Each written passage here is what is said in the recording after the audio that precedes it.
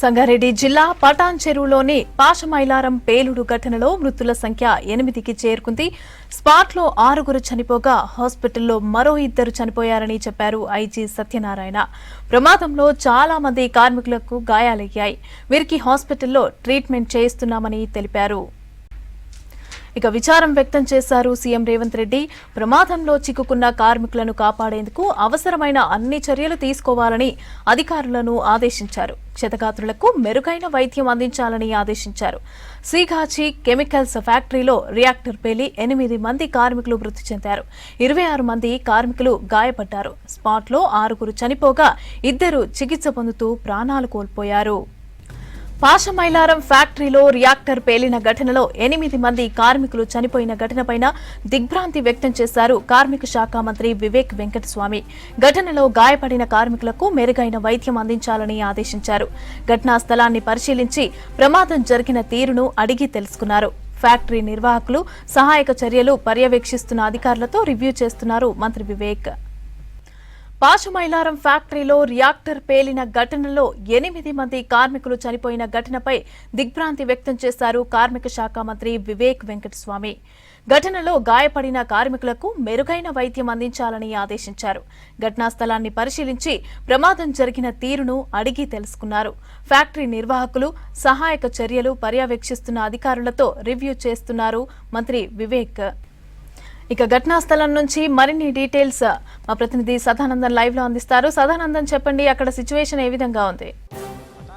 పాశమైలారం సిగాచి ఇండస్ట్రీలో జరిగిన ఘటన తర్వాత రెస్క్యూ ఆపరేషన్ అనేది స్టిల్ ఇంకా కంటిన్యూ అవుతుంది. సో ఇప్పటి వరకు అఫీషియల్గా అధికారులు 8 మంది కార్మికులు చనిపోగా మరొక 26 మంది ఇక్కడ పూర్తిగా వాళ్ళందరికీ కూడా గాయాల పాలయ్యారు. వాళ్ళని ఇక్కడ చుట్టుపక్కల ఉన్న హాస్పిటల్తో పాటు డిఫరెంట్ హాస్పిటల్స్కి తరలించినట్టు కూడా ఇప్పటికే అధికారులు చెప్పారు. ఇక డెడ్ బాడీస్ను కూడా ఇక్కడ స్థానికంగా ఉన్నటువంటి పటాన్ చెరువు మార్చరీకి అధికారులు తరలించారు. ఇక మరోవైపు లోపల యాక్చువల్గా పొద్దున మార్నింగ్ ఇన్సిడెంట్ జరిగినప్పుడు లోపల సుమారు 120 మంది కార్మికులు, దీంతో పాటు ఒక 30 మంది ఆఫీస్ స్టాఫ్, అంటే 150 మంది కూడా ఉన్నట్లు ఇప్పటికే అధికారులు చెప్పారు. సో దాంట్లో ఒక బ్లాక్కు సంబంధించి 90 మంది పనిచేస్తారు. ఆ బ్లాక్ ఇప్పటి వరకు ఓపెన్ చేయలేదు. మొత్తం 4 అంతస్తుల స్లాబ్ కూడా పూర్తిగా కూలిపోయింది. సో ఆ స్లాబ్ అంతా కూడా పూర్తిగా ఓపెన్ చేస్తే అసలు ఏంటి, ఎలా ఉంది లోపల సిచ్యువేషన్, మిగతా వారి సిచ్యువేషన్ ఏంది అనేది తెలిసే అవకాశాలు ఉన్నాయని అధికారులు చెప్తున్నారు. ఇక మరోవైపు ఇప్పటికే ఈ ఘటన పైన ఇటు మంత్రులు, ఆరోగ్య శాఖ మంత్రి దామోదర్ రాజనరసింహ, అలాగే మంత్రి వివేక్ వెంకటస్వామి ఇక్కడికి చేరుకొని అధికారులతోటి పూర్తిగా డీటెయిల్స్ తీసుకుంటున్నారు.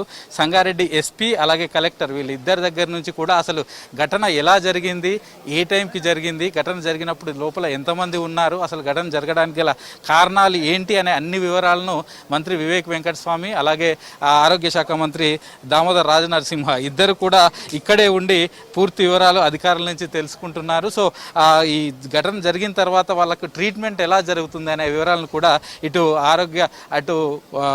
డిఎంహెచ్ఓతో పాటు ఇతర వైద్య శాఖ అధికారుల నుంచి కూడా తెలుసుకుంటున్నారు. సో క్షతగాత్రులను ఏ హాస్పిటల్కి తరలించారు, వాళ్ళ సిచ్యువేషన్ ఎలా ఉంది ప్రస్తుతం, అలాగే వాళ్ళ కుటుంబ సభ్యులు ఎవరు, ఎందుకంటే ఇప్పుడు దీనిలో పనిచేసే వాళ్ళు కార్మికుల్లో ఎక్కువగా యూపీ, బీహార్, ఛత్తీస్గఢ్తో పాటు కొంతమంది తెలుగువారు కూడా ఉన్నట్లు ఇక్కడ ఉన్న అధికారులు ఫైండ్ అవుట్ చేశారు. సో వాళ్ళ ఫ్యామిలీ మెంబర్స్కి కూడా ఎవరెవరు ఏంటి అనేది డీటెయిల్స్ ప్రస్తుతానికి చెప్పడానికి అధికారులు లిస్టు కూడా రెడీ చేస్తున్నారు. ఎందుకంటే లోపల పొద్దున వచ్చినప్పుడు, అంటే మార్నింగ్ డ్యూటీ చేస్తున్న టైంలో 120 మంది కార్మికులు అలాగే 30 మంది స్టాఫ్ మెంబర్స్ ఉన్నారు. కాబట్టి ఈ 150 మంది వచ్చిన లిస్ట్ వాళ్ళ లిస్ట్, డ్యూటీ లిస్ట్ ఏదైతే ఉంటుందో అది తీసుకొని దాని ప్రకారం ఇప్పటి వరకు ఎవరెవరు వచ్చారు, ఎంతమంది ఉన్నారు, ఇప్పుడు ఫైండ్ అవుట్ చేసిన వాటిలో అంటే 8 మంది మృతులతో పాటు ఇంకా 26 మంది క్షతగాత్రుల్లో వాళ్ళు ఎవరున్నారనే వివరాలను కూడా ప్రస్తుతానికి బయటికి తీస్తున్నారు. ఇక మరోవైపు ఆ సిచ్యువేషన్, ఆ బ్లాక్ మొత్తం పూర్తిగా కొలాప్స్ అయిపోయింది కాబట్టి, అంటే 4 అంతస్తుల బిల్డింగ్ మొత్తం కూడా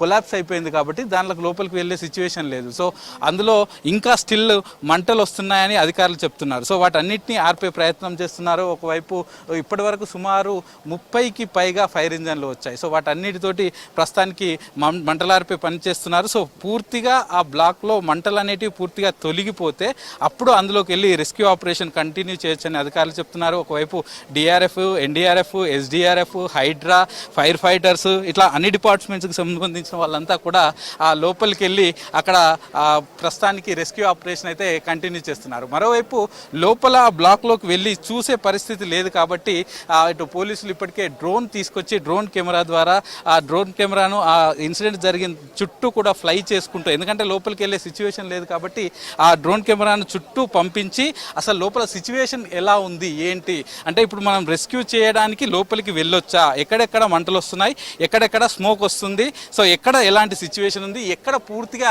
బిల్డింగ్స్ అనేది ఎక్కడ కొలాప్స్ అయింది, సో ఏ రూట్ నుంచి వెళ్తే రెస్క్యూ ఈజీ అవుతుంది, ఈ అన్ని వివరాలను తెలుసుకోవడానికి డ్రోన్ను తీసుకొచ్చారు. సో డ్రోన్ను ఫ్లై చేసి కాసేపటి క్రితమే లోపల సిచ్యువేషన్ ఎలా ఉందనేది వివరాలను కూడా ఆ డ్రోన్ ద్వారా తెలుసుకుంటూ ఇటు డిఆర్ఎఫ్, ఎన్డీఆర్ఎఫ్, హైడ్రా అధికారులంతా కూడా కోఆర్డినేషన్ తోటి వర్క్ చేస్తున్నారు. సో అటు మరోవైపు మెడికల్ అండ్ హెల్త్ టీం కూడా వీళ్ళకి సపోర్ట్ చేస్తూ ఉంది. సో లోపల ఒక్కొక్క ఫైండ్ అవుట్ చేసిన క్షతగాత్రులందరినీ కూడా ఇక్కడ అంబులెన్స్లో ఉంచారు. సుమారు 10 నుంచి 15 వరకు అంబులెన్స్ రెడీగా ఉన్నాయి.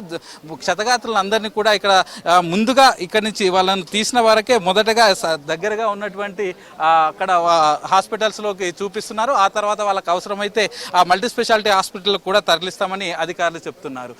మొత్తానికైతే ప్రస్తుతానికి ఈ రెస్క్యూ ఆపరేషన్ అనేది కంటిన్యూ అవుతుంది. మరి ఈ రెస్క్యూ ఆపరేషన్కు సంబంధించి కూడా మరోవైపు ఇద్దరు మంత్రులు వివేక్ వెంకటస్వామి అలాగే దామోదర్ రాజనరసింహ ఇద్దరు ఇక్కడే ఉండి పూర్తిగా దీన్ని మానిటరింగ్ చేస్తూ ఉన్నారు. సో ఈ రెస్క్యూ ఆపరేషన్ కూడా స్పీడప్ చేయాలని చెప్తున్నారు. ఇటు కేవలం ఇటు పోలీసులు, ఇటు ఫైర్ ఫైటర్సే కాకుండా ఎస్డీఆర్ఎఫ్, ఎన్డీఆర్ఎఫ్తో పాటు హైడ్రా టీమ్స్ను కూడా పిలిపించి అడ్వాన్స్డ్ ఎక్విప్మెంట్ను అంతా కూడా యూటిలైజ్ చేసుకుంటూ లోపలికి పంపిస్తూ వాళ్ళందరినీ కూడా పంపిస్తున్నారు. సో మొత్తానికైతే ప్రస్తుతానికి రెస్క్యూ ఆపరేషన్స్ కంటిన్యూ అవుతున్నాయి. సో రెస్క్యూ ఆపరేషన్స్ మరొక 1 అవర్ లోపు కంటిన్యూ చేస్తామని, మరొక 1 అవర్ లోపు కంప్లీట్ చేస్తామని అధికారులు చెప్తున్నారు. వన్స్ ఆ కొలాప్స్ అయిపోయినటువంటి బిల్డింగ్ని ఓపెన్ చేసి చూస్తే అసలు ఎంతమంది ఇంకా కార్మికులు లోపల ఉన్నారనే విషయాలన్నీ తెలిసే అవకాశాలు ఉన్నాయని చెప్తున్నారు.